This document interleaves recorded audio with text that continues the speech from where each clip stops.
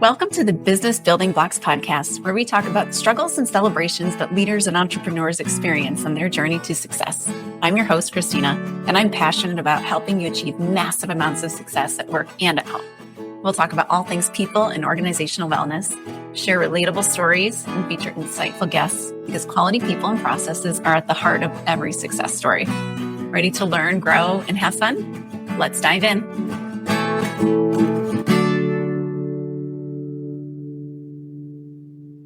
Hello, and welcome to the Business Building Blocks podcast. I'm your host, Kristina Schmidt. Today, I have a very amazing guest on. His name is Jack Beers, and Jack is the founder of the Catholic Mentor. So the Catholic Mentor is an organization dedicated to revealing and removing immovable obstacles, preventing you from experiencing the deep meaning and lasting impact through an integration of sound psychology and authentic Catholic spirituality. I cannot speak today. So, it's a mouthful. I wrote a mouthful, didn't I? It's honestly the title of my podcast. I can sometimes not say it either. So I totally get it. So Jack, welcome. I'm so happy to have you on. I'm so glad to get to be here. I know that we've scheduled and rescheduled a few times, so I'm grateful for your grace and happy to be here with you now. Oh, not a problem at all. Life gets in the way, and that's okay. That's part of it. All right. Well, just why don't you give the listeners an introduction to yourself? Just you can tell us about your family, and then tell us a little bit about your business. Sure. Yeah. So I live just south of Cincinnati with my wife and 3 kids. I've got a 4-year-old, a 3-year-old, and then a 3-month-old. So we've got the Beers household is a zoo these days, and it is full of joy and tears and big emotions and big fun and all kinds of good stuff. I spent the first 10 years of my professional career in nonprofit leadership, working outside of the church and in the nonprofit world, and really building out content that helps people grow in their faith. That's primarily what I was doing. But a lot of that time was also spent in organizational leadership. So a lot of producing content involves managing people. And if you've ever managed creatives, you know that it is the equivalent of herding cats. So it is an adventure. It is difficult and it's challenging. And as a creative, I probably know better than most about how difficult we can be. And so I'm excited to apply a lot of what I've learned here in a professional context with you. A lot of what I do is spent in one-to-one in walking with people. Whenever I start working with someone or a group of people, I always begin with one of my favorite quotes. It's from Fred Rogers. And he said that who you are on the inside is what helps you make and do everything in life. Mm. So who you are on the inside is what helps you make and do everything in life. You'll hear a lot in business terms and business phrases, things like, we want you to have work-life balance because we know that when you have something happen to you at home, it impacts you at work. So if your marriage isn't going well because you work all the time, we don't want that because it's going to negatively impact your work and it's going to negatively impact the organization. So, we want you to be successful. Well, that's essentially what they're saying, right? They're saying that who you are on the inside, which is impacted by a multitude of factors, is what helps you be good or bad or somewhere in between at your job. So if you are able to have a healthy inner life and healthy relationships, then you're going to be your most productive, best self when you come to the office, and that's what we want. So I really help people become who they are, as one of my heroes, John Paul II, would say. And that's really trying to maximize their potential and overcome inner obstacles. So we dive deep into what prevents people from actually bringing their best selves to work, what actually prevents them from bringing their best selves into their relationships, and into their relationship with loved ones, with children, with coworkers, with bosses, ultimately with God as well. and just help them identify and then overcome those obstacles. So that's essentially what I do. That's so awesome. It ties in so well with what I do as well. And so I'm so happy to bring you on and present you to my listeners as well, because as leaders, like we get so we just we lead from our wounds. We lead from all of those places of hurt as well. And so we bring all of that with us. And it's so important to be able to figure out what those things are and suss them out in some ways, right? Like just Yes. deal with them, heal them, understand what they are. And so I love the work that you're doing to help people do that, because it's bringing about a greater society for us. And that's really what we need, greater society pointing us towards where we need to go. So. I remember when I was working with someone, she was young, second job out of college, really, really young. And I remember sitting in front of me, basically being like, I have to quit. I don't know what I'm going to do, but I have to quit. It's my final decision and I have to leave. And being like, what is happening right now? Like, where did this come from? This doesn't seem real. And it's so hard when you're in a leadership position and you know that somebody is doing something out of nowhere and absurd and counterproductive to their goals and who they want to be. And it's like, what is going on? And it's really essential as a leader to be able to have the tools to draw out of that person. Like, hey, why don't you back up a few steps? You're kind of blocking me from understanding where you're at. Let's back up a few steps. Like, how did we get here? What's going on? Like, how did you reach this decision? What factors are playing in getting here? What is it that I've done that's contributed to this conversation right now? And giving someone space to be able to speak and let their inner world emerge. Because otherwise, direct reports can drive you insane. They can literally drive you insane if you don't have that skill set and the ability to let who they really are emerge. Because otherwise, they do all kinds of crazy things. They do. It's wonderful, but it's what makes us us. So. Yeah, it does. And we're all direct reports in some capacity, right? So there's always someone who thinks that about us too. Yeah. Yeah. Yeah. All right, fantastic. So, I mean, I feel like we could go in so many different directions with this whole thing, but I would love to just focus a little bit on healing. So, how does healing help your clients, and why is that an important aspect of what you do? Yeah. Well, if you think about the opposite, right? If you are healing, if you are not healed, if you are not whole, right, you are broken. So anything that tries to operate while broken operates painfully, operates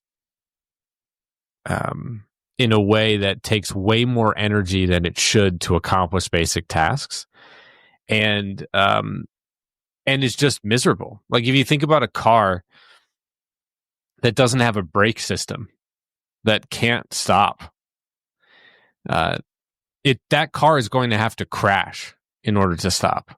It is going to have to run into things in order to stop. It doesn't work. It's not functioning.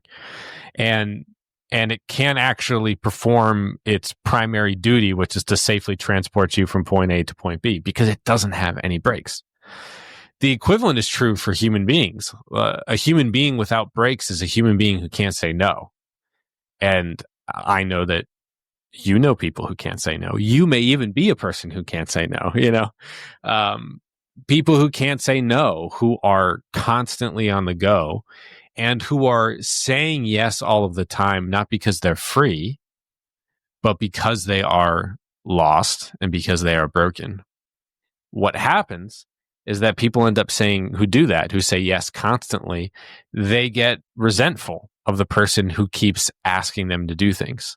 So when you can't give a free yes to something, you become resentful of the person who's asking, and it builds and builds and builds and builds and builds. So healing is really important because you want a car that has breaks, just like you want to be a person who can set boundaries and who knows how to say, let their yes be their yes and their no be their no. Because if you're not free to say no to something, you're certainly not free to say yes to it. So healing is really important for that reason. And then healing is also really important because as human beings, we're made to give and receive love.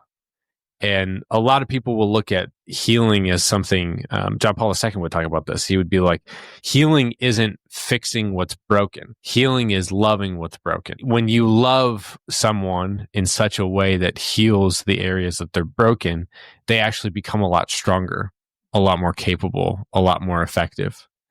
And so, this is the work of God. This is the work of God's people. And this is everybody's primary purpose, which is to become whole, so that you can give and receive love. So, it's a big question, and I hopefully I made it somewhat specific and then brought it up to the larger thing, which is like, well, if you're broken, you can't give and receive love. If you can't give and receive love, then you're not going to be happy. And if you're not going to be happy, you're going to make other people unhappy because you're unhappy. And if you're unhappy and you're making other people unhappy, they're going to make you more unhappy. And then it's this vicious cycle of unhappiness. So maybe that's a different way of putting it. It's a wonderful way to put it.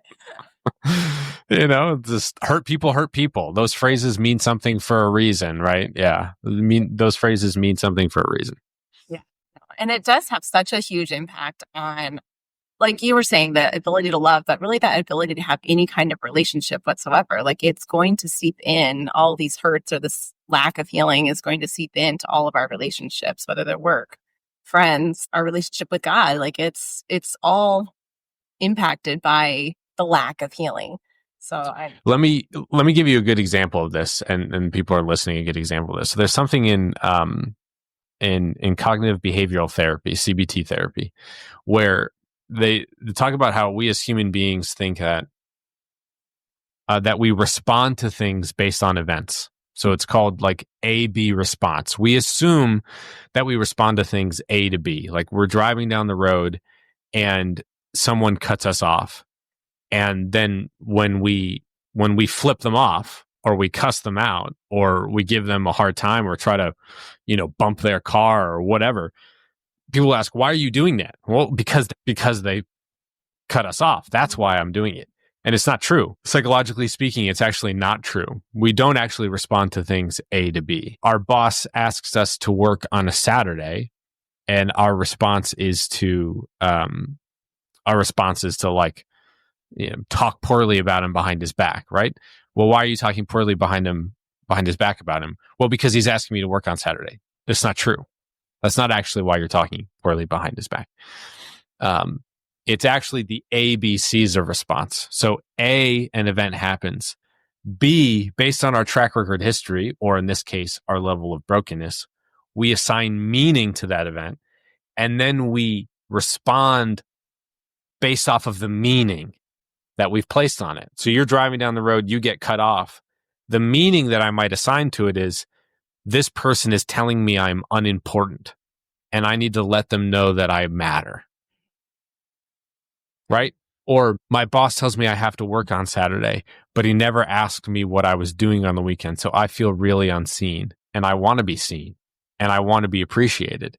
So I need to take out my anger somewhere else and be seen by someone else who can look at me and go, I'm so sorry, your boss sucks. Because then I actually feel seen. You don't have to flip someone off when they cut you off. You don't have to gossip about your boss behind your boss's back. You don't have to do those things. You're only doing them because of the meaning you assign. So if the lens by which you view the events of your life are through a lens of fear and protectedness, self-protection, you're going to then respond to the events of life through that lens. And so if you can heal that lens by which you view the world, you then actually begin to view things and receive things for what they truly are. Does that make sense? Yeah.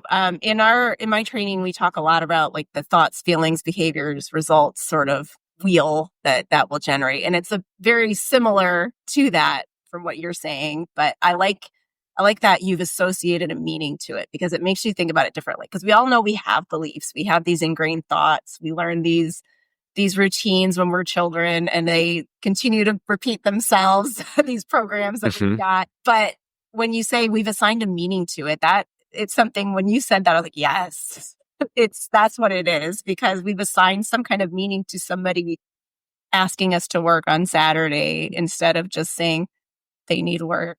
They need someone to work. They need me to work.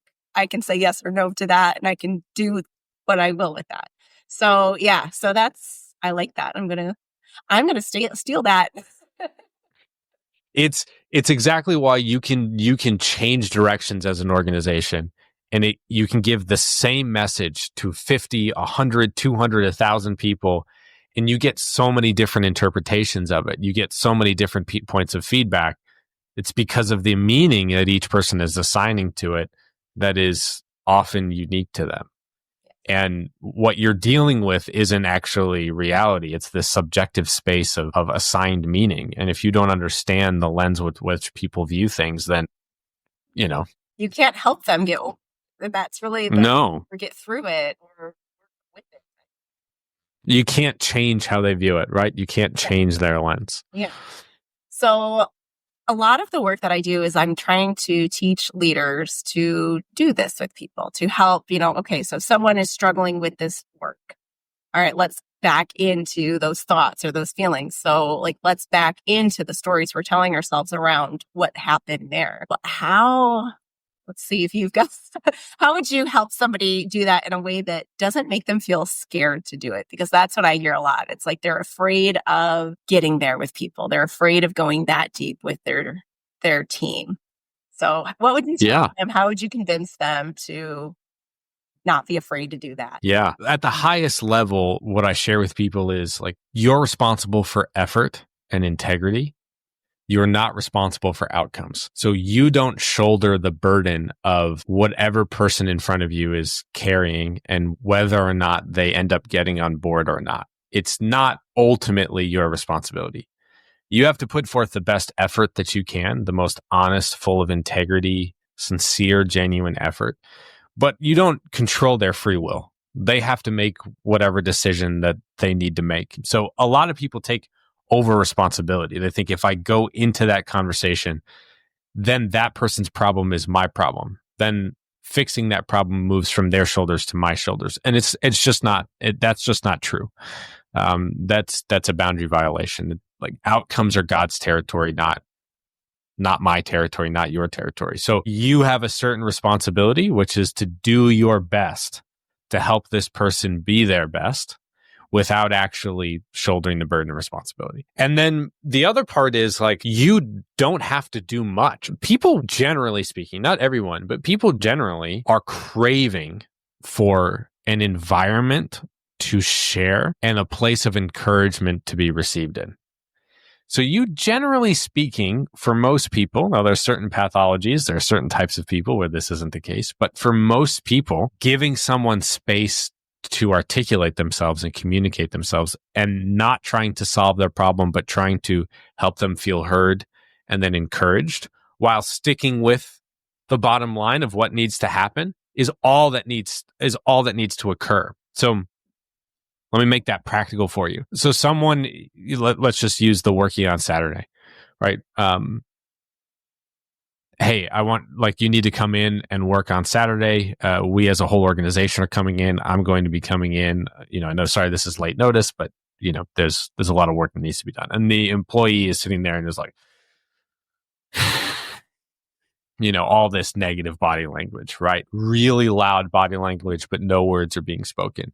And you decide you want to talk with them about it after. All you really need to do is make what I call a process comment, which is observing the dynamic between you and that other person and just defining it. So it's Kristina, I noticed that when I was talking, you were giving off a lot of body language vibes that maybe this wasn't a great thing.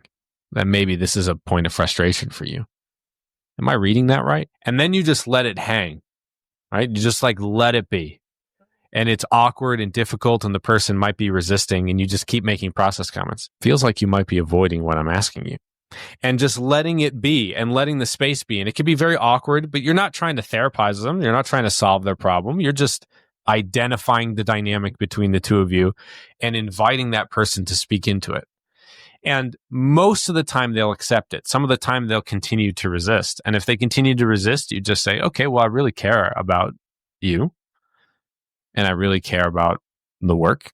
And it doesn't change that we have to come in on Saturday. So if you have more thoughts you want to share at some point, I'm here.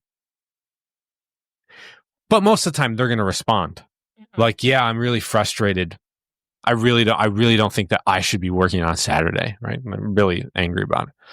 Tell me about that.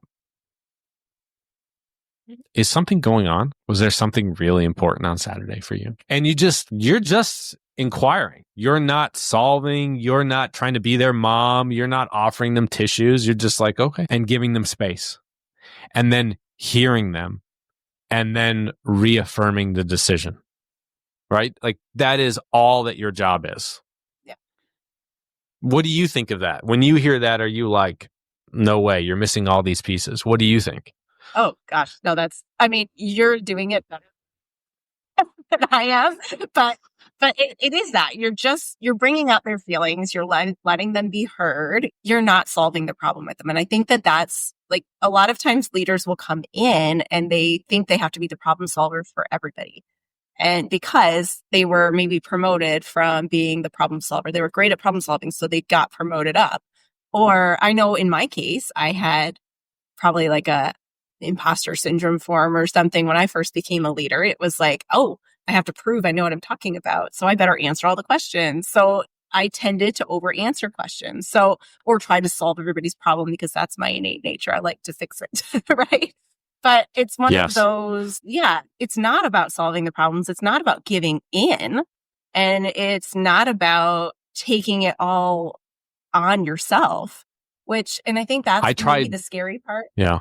I would always try to control other people's perception of the situation as well. Oh, yeah. That was yeah. So the imposter syndrome for sure with me. And then in the beginning, I would try to control a lot of what people's perception was. Like, look, it's not actually that bad on Saturday because it's going to be this great team thing and it's going to be this and it's going to be that and it's going to be awesome. And, and I would obsess over whether or not this person was going to come to work happy on Saturday instead of being who that person needed you to be in that moment and giving them a chance to speak. Because most of the time, people don't necessarily want you to solve their problem. They just want you to see them, right? Exactly. And the result of just being what they need versus trying to give in to them or trying to convince them to be happy about it is so much better. Like if you're just what they need, that you just were that voice, they're going to feel better. You're going to get what you need, which is them to come in Saturday or whatever it is. And that relationship's going to be better. Yeah. And you're the leader, right? And you're the leader. And part of the burden of leadership sometimes is that you deliver bad news and that people get to be mad at you. And that's okay. If you have their back and you communicate clearly and you genuinely listen to them and care about them, in the long run, they are going to love working with you. It's like, sometimes it's a lot like parenting a 3-year-old. 3-year-olds love testing boundaries, right? They love testing boundaries and they're constantly challenging you and all these things. If you create a house of no rules and you're constantly giving in to a 3-year-old, the 3-year-old will not respect you. They will terrorize you and they will be miserable. But the 3-year-old, when you give them rules and you stick to it and you say things like, it's okay for you to be frustrated. It's not okay for you to punch your brother in the face. Or it's okay for you to be frustrated. It's not okay for you to gossip about your teammates behind their back. Like they will be mad at you, but damn it, they'll respect you. And they will thrive under the rules, right? Because you care. You were there. You stood firm in your ground. But you provided them a venue and a context for which they can thrive. Like it's the job of a therapist to heal people. It's not the job of the leader, Like if it's that bad, they should have a therapist or a mentor or somebody who is going to sit there and help them work through their childhood trauma. You're their boss. You're not qualified to do that. Don't do that. That's not your responsibility to do that, but you can listen. Love that. Just making that space for them and letting them get something off their chest and then Okay. And we're working Saturday. Great. Yeah, for sure. For sure. I'd love to take that into consideration next time. Thank you for that. Did you put your Jimmy John's order in for Saturday yet? It was always donuts. Right. I'm bringing coffee. Make sure you get me your order by 4. Yeah. All right. So a lot of where this becomes difficult for leaders is because they're carrying some of their own baggage with them. And so they're having a hard time dealing with it because they've not dealing with other people because they've not dealt with their own things. So if you were to give somebody Sure. some first steps to kind of start embarking on that, what would you tell a leader to do? Well, first off, leadership is very lonely. There's really nowhere for you to go, depending on where you're at in the organization. The higher you get, the fewer places there are for you to be taken care of. And you need that. Everybody needs that. So I think the first thing that I like to tell leaders is that it's okay for you to have needs. It's okay that you need someone to take care of you from time to time. You don't have to be Superwoman. You don't have to be Superman. You don't have to be invincible in order to be a leader. And it is very normal and appropriate and healthy for you to require some sort of outlet to process through the ups and downs of leading flawed human beings as a flawed human being. Because you can't take your stuff out on your kids. I mean, you can, but it's not good, right? It's not a good plan. Just like a leader, you can't take your stuff out on the people who report to you. You can't do it. At least if you want a productive, healthy culture, you can't take out your pathology on them. Everybody needs that from time to time. And the other thing is you cannot do it on your own. You can after you've walked with somebody for a bit and they've helped you see yourself. Like I am really, really, really good at helping people identify inner obstacles and how to get over it. I can do it really, really fast. Like right now, if you and I wanted to go deep, in 45 minutes, I can help you identify something it's been taking you years and years to figure out. I can do that. I'm really good at it, well trained at it. For the life of me, I can't do it for myself. All right. So I say all that not because I'm trying to boost myself. I'm just like, as human beings, we can't see our own stuff. I'll give you a practical example of this. I had a friend of mine. It was a mess, but we were co-leading an organization, right? We were co-leading. Good Lord, it was hard, right? Just leave it at that. And my wife and I had our first child. And he was like, look, when you have your first child, you think you're acting normal and you think you're the same person. And for the first 3 to 6 months, you are not. You are a slightly crazy, exhausted, overwhelmed version of yourself. And you will have no visibility to it. So I advise you to listen to me as you're going through it. I will help you. And I will help you see things you can't see. And he was 100% right. It was like 8 weeks in. And I was like, no, it's totally fine. I'm seeing this totally clearly. I'm being totally normal. I am totally myself. Mm-hmm. And he just reflected me back to me. And I was like, oh my gosh, you're totally right. Wow. I wouldn't have had him around my first one. Right. He was just like, you can't see it. It's impossible to see. And we're all walking around that until we get a sense of how to navigate our own inner world. All of the spiritual masters, all of them had spiritual directors for themselves. We all need that. We all need a great coach. We all need a great mentor who helps us see ourselves. So, in summary, yeah, like y'all need it. Everybody needs it, and you can't do it yourself. All right. Well, this has been so much fun and so insightful. And I know I gained some insights and some tips. So I know my listeners will as well. So thank you so much for joining us and just giving us some of your perspectives, some of your life lessons. I just love it and appreciate it. If people want to get in touch with you, what is the best way to do that? They could do so through jackbeers.com if they want to. That's a place where you can bring me in as a speaker. And you can follow me. I do like a weekly newsletter thing, and that just shares content like this, video content like this. Or you can find me on LinkedIn. I post a lot via LinkedIn. I think that's how we found each other there, Kristina. Yeah, so those are usually the spaces where you can find me. It's been great. Thanks for having me. I appreciate it. Awesome. Been very, very informative, and I loved it. So thank you so much. And I will see you next time on the next episode of the Business Building Blocks podcast. Thanks for tuning in to the Business Building Blocks podcast. If you enjoyed this episode, make sure to subscribe so you don't miss what's next. If you found value in our conversation, please leave a quick review, like, or share. It helps us reach more amazing listeners like you. For more resources and insights, visit KristinaSchmidt.ca, where you can find tools and support to empower your leadership journey. Thanks again for listening, and we'll see you in the next episode.